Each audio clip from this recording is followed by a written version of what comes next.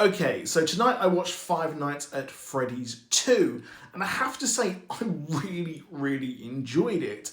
My issue with the first one that the pacing wasn't very good, and it wasn't really scary, and it didn't play up the real spooks that the games had. And I'm pleased to say that this one did have some decent jump scares, but the plot in this felt very convenient, and I feel like if you've played all of the games and know all of the lore inside and out, you're going to get a lot more from this movie than someone like myself who have only really played the first one and watched a few Markiplier playthroughs here and there. So the spooks and the tone, they really did nail it this time, but I think that as someone, like I said, who hasn't really dived into the lore, I think the problem is you're going to get a bit confused. There are convenient things in this.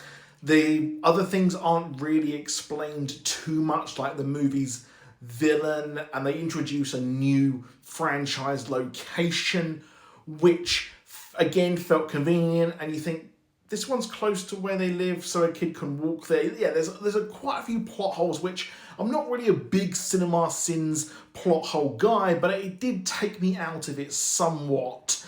And it did feel like they were writing it so you assume if you've already seen and played the games, then you're going to know exactly what was going on.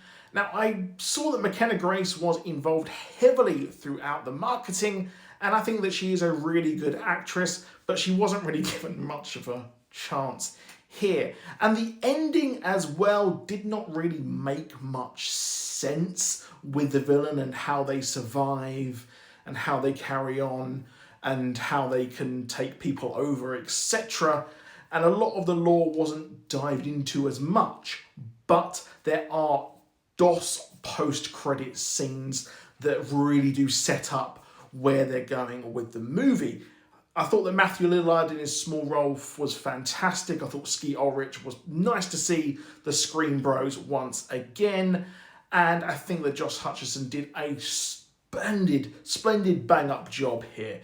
Not perfect, but I really had a blast with it, and they nailed the tone, I think. It's much better than the first one, but if you didn't like the first one as much at all, you're not going to like this one at all either. I think it is a real kind of Marmite movie. You like it or you hate it. But let me know what you think. I'll see you soon, and goodbye.